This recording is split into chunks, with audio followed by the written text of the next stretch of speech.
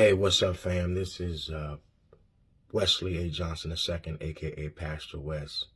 It's been a long time, a lot going on, and I normally do a podcast entitled Twisted Theology, where we have candid conversations about the Christian narrative as it has been presented. And so we look at how we push back on this idea of Christianity as we have come to understand it through a westernized lens. It is often a very candid and forthright conversation. It's not designed to be pretty. But this westernized version of Christianity has enslaved, it has belittled, it has demeaned, it has killed, it has murdered. It has been a vicious form of the teachings of Jesus. And so here we push back on it because it has been most troubling to Black folks. And so I ascribe to the teachings of Jesus Christ. I ascribe to the ministry, the message, the methodology, and the mission of Jesus, but not as it has been communicated to us. And I am unapologetic about that. I am away for training, conversation, and this morning I got up, as I always do. Routine is pretty consistent. I got up, I listened audibly to a passage of text, the particular book that I'm studying now in the Bible.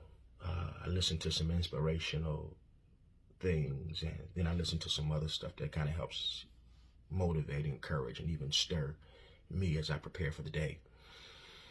And my heart was overwhelmed as I thought about the Buffalo shooting. Those Black folks who were targeted and killed maliciously by an 18-year-old boy who wasn't, by the way, indoctrinated. Let's get that ish out of the way. In order for him to find what he found, he went looking for it. Now, perhaps he got in deeper than he anticipated, but there was a connection with the conversation and the concepts and the ideology already. So let's stop it. Time out for us pacifying supremacy, white supremacy. Time out for us pacifying and minimizing the impact of this evil kind of behavior. It's frustrating. And it is gaslighting. It is psychological warfare. It is games. When we look historically, but let's just take the last decade.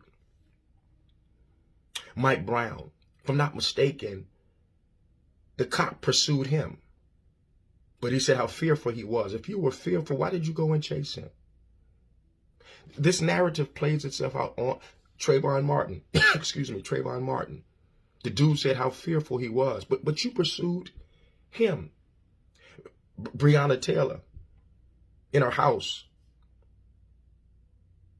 George Floyd. All of these people were unarmed. But yet, the description of all of these Black people, not brown. I'm tired of the watering down. It's not brown people getting killed wholesale. It's Black people. Stop it. And when these Black people are getting killed wholesale, they're always being pursued. But somehow the narrative is flipped and they are the violent ones. I'm tired of this. As I was learning about the narratives and the stories of these folks who were killed, 70-year-old woman, 60-year-old woman found love again, about to be married. Her fiance was on 1 hour, she was on the other. He had sent her to get something, or she sent him to get something, and in the process she was killed. A ton of folks of the church who were there shopping on Saturday were killed, and not all from the same church. A woman who had a food pantry who was shopping for her food pantry that she provides in the community, because oftentimes in communities like that, it's a food desert, and so you don't have healthy food or access to a lot of choices, and so that becomes the main place in which you do your shopping. And so she was there, killed.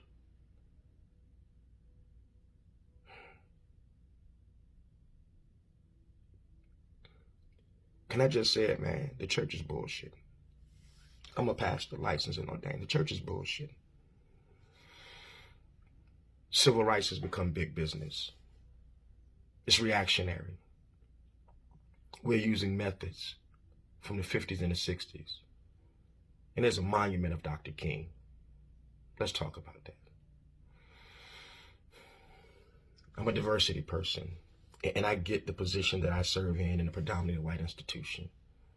I recognize that perhaps I'm in this position because I've made some people comfortable. Because if I didn't, I probably wouldn't be in a position. Can I be honest? I wrestle with that.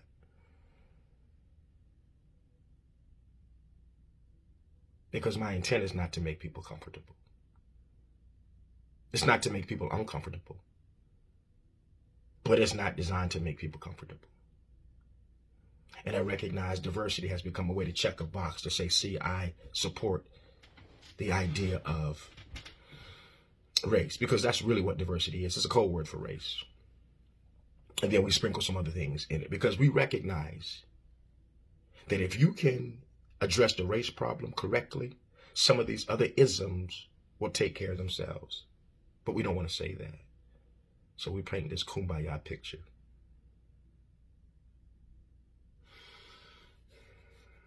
For those persons who are operating in diversity spaces as equity leaders and inclusion persons in corporate America, let's challenge one another to push back on systemic comfortability, on systemic myopic understandings. Let's walk fully in the positions that we've been afforded to have and challenge those who are a part of a structural and philosophical position.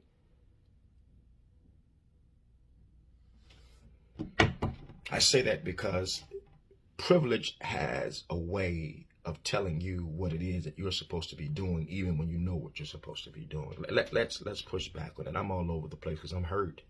I'm venting.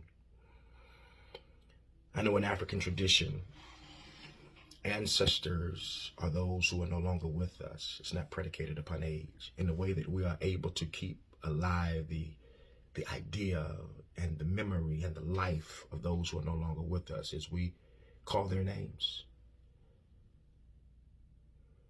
And I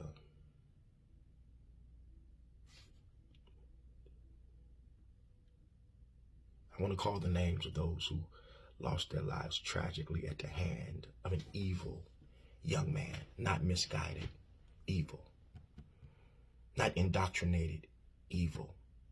And you're talking about, and with this conversation around the country at boards of ed meetings, we're talking about indoctrination of a CRT, critical race theory, which is simply a college conversation that explores the relationship between the way laws are practiced, the way laws have historically and are currently practiced, and race, the intersection of race in the way laws are administered. Who will question that? So we're bullshitting talking about CRT. This dude is an example of indoctrination. Here's what indoctrination looks like. And the last I checked, there ain't no black folk going around killing people in the country who happen to be white. That violence is always perpetrated by white folk, not only on their own, but on other groups of people with a very intentional purpose. They target other people of color, particularly black people, and say why they are doing it.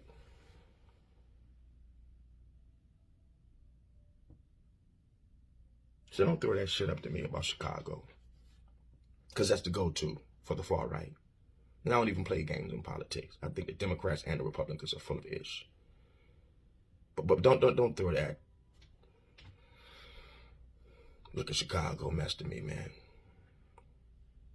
This white boy drove 200 miles from where he lives. And before he did that, he'd already drove there earlier, a few months before to scope the place out. He did his homework to see if it was predominantly black folk, predominantly African Americans who shopped there. Did his homework on what day to do it. Because most of us are grinding during the course of the week with odds and end type of jobs or 2 jobs to make sure that family is covered and protected and all those kind of things. And so we do a lot of our shopping on Saturday. He studied us. NIGGER on his gun. The number 14 on his gun, which represents the 14 words that are used in that particular circle. It's a phrase that they use about not being replaced. And so he had the number 14 on his gun, intentional. And I've heard entertainers and political figures and social media gurus all talking about freaking Will Smith and the psychology of black men in public and how we're treating one another. And we can have some conversation about that. But really, that was about embarrassment. Master saw you. You embarrassed. That shit happened on BET. Soul Train, it wouldn't have gotten the level of attention that it did. Folks would be making light of it. But white folks saw us. Let me just call it like it is. Which is why I didn't give a whole lot of attention to it. So I don't shape my life around whether white folks view it as valuable or not. I understand our condition in this country, and so there's a collective response that we have to one another, and we're always celebrating one another when one of us or the group of us do something well because of our historical relationship with any racialized society. I get it. But I wasn't going to give that any attention. This is what warrants our attention. What kind of systems, strategy, what kind of conversations are we having on a deeper level? Who's meeting at midnight? Who's meeting early in the morning, ensuring that the next 5, 10, 20, 100 years look different? Not ambulance chasing, showing up when it go down. Or saying, well, they called me, so I came. It's my duty. Pastors, churches, shouting, speaking in tongue. Yi ba ba ba ba do shodo ga ga ga. And the church is ignorant, naked. Jesus wasn't killed because he was shouting. Jesus wasn't necessarily killed because he was, quote unquote, a religious leader.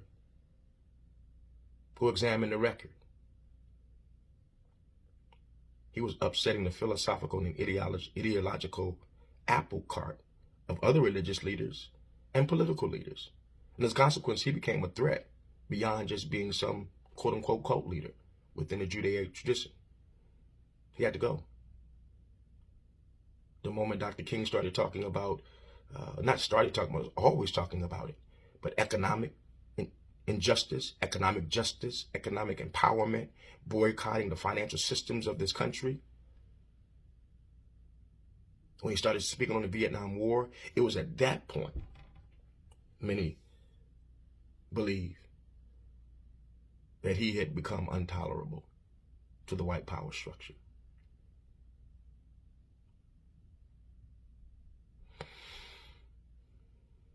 Celestine Chaney, 65. Roberta A. Drury, 32. Andre McNeil, 53. Catherine Massey, 72. God.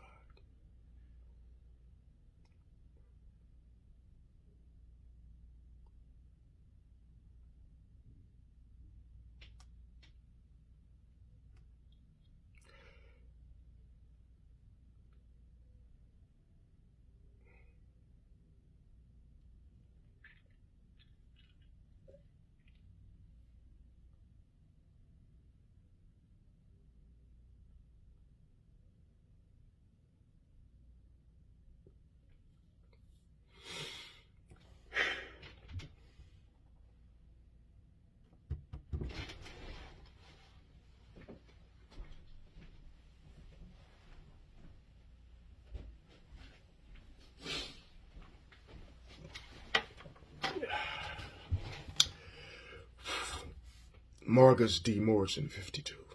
Haywood Patterson, 67.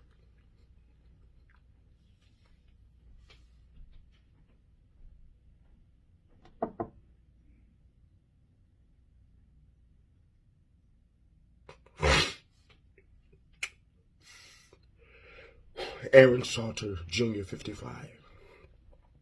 These are elders.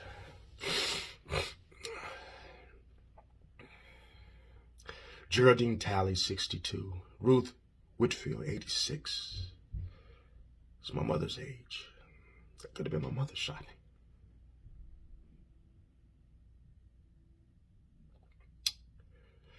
Pearl, 77. Hey, let me just say this. As a pastor and a preacher, I don't give a damn who you are. If you're preaching and teaching your people to shout, shut the hell up.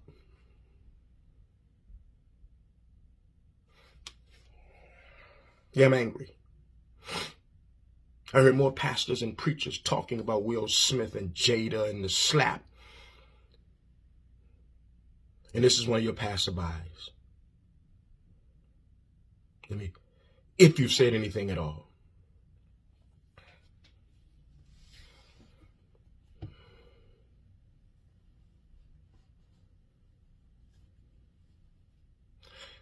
You know, I'm okay. Thank God for the wisdom of black moms. Pops passed now. Thank God for the wisdom of black mothers. Mother said, you have been called to preach the gospel. You have been called pastorally. That's what she said. And that's not defined by a building. I've wrestled with that because I understand the context of my preaching. I understand that I have a liberation, which is limiting even in its language, because liberation defines something that is a theological perspective that is non-white and evangelical. So even that language has limitations to it. But I recognize I speak from that context. And I recognize in the environment that I am in, that is just not a popular message. Because folks have understood the concept of assimilation to go along, to get along. So my message don't fit. I get it. But as long as God has me here, that's the message I have. I don't play games. Diplomatic, professional, cordial. But I don't play games. I am unapologetically, unashamedly black and Christian, not Christian and black.